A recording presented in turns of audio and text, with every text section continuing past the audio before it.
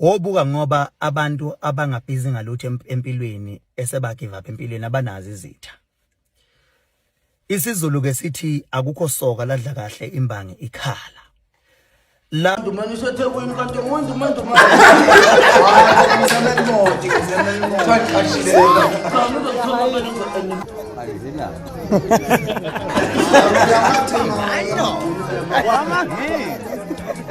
sanibonani kuphi nakuphi kufanya khona umbuzo njalo nje uyena yena umfana wenu mathinto akaqisa ngaphansi kwayo ekhulu bathi ingane kwethu kabusuku lokala ngicela ushare subscribe ushare uphinde ucommente ulike ingane wethu ungakhohlwa ukulike ukholo kunakho konke ungilalele inkundla zokuxhumana ngabe uTikTok ngabe Facebook ngabe ke iwona uTwitter ngabe ke iwona Instagram kanti lapha na WhatsApp satholala u0798414163 0798414163 ngane wethu siphathele khona la udaba khona uKhuzani enenkulumo ethi ayikhulume ngqo negcwama elisha wona ngane wethu ngale kokuthini nokukhuluma okuningi ongale kufuna ukuthi wena uyizwele ebese uyakhuluma ukuthi ke wena ukizwa wakho lenkulumo ayihambelani nezimo ezenza phana negcwama elisha noma izimo abake baphikisana ngazo noma baphikelelana ngazo negcwama elisha ngane wethu mina ngandile ngokukhuluma futhi soze ngande ngokukhuluma ngane wethu ngizoqhaqabeza ke ngombuzo bhanyabhanya wakho lapho khona ke uKhuzani ebheka noma ekhuluma ke ngolaka lakhe nayi ivideo umlalelo wami ithokozele. Ngifuna ukuthi kubona bonke abantu abalwiswayo, kubona bonke abantu abanezitha, kubona bonke abantu abazondwayo. Ngifuna ukusho ukuthi akuzondwa nina, kuzondwa izihlalo enibekwe kuzona. Ngifuna ukuthini na?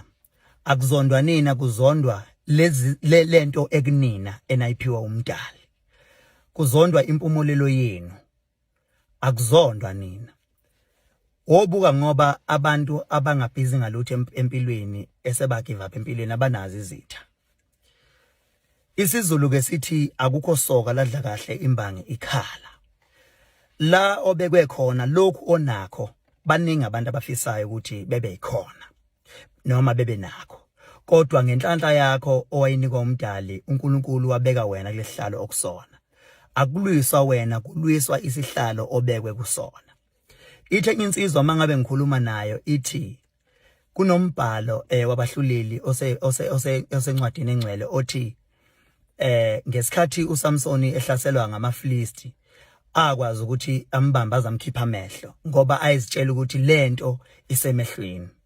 Kodwa uthi umbhalo uma uqhubeka uthi uSamsoni wakwazi ukubulala amaFilisti adlule kulawa wabulala esenamehlo. Leyo nkulumo ithini na? Ithi uJohane ngesikhathi sebemkhipha amehlo kuthiwa waloba izincwadi eziningi edlule lezi wayiloba esenamehlo. Uma ngabe bekhuluma kabi ngawe emaphepheni basitshela ukuthi lento isemaphepheni. Uma ngabe bekwazi ukuthi bethicilele phansi igama lakho bekhompule imlenze basitshela ukuthi lento isemlenzeni. Lento iyisihlalo osinikeze umdali noma bengenzane bayokubona uvumbuka kakhulu okunaqala.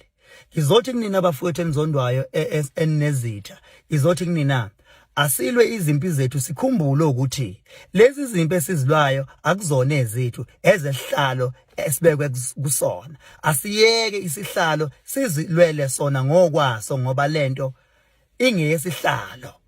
Lento kahle kahle lempi ayibhekile kuthina, ibheke esihlalweni esibekwe kusona. Ngiyabonga.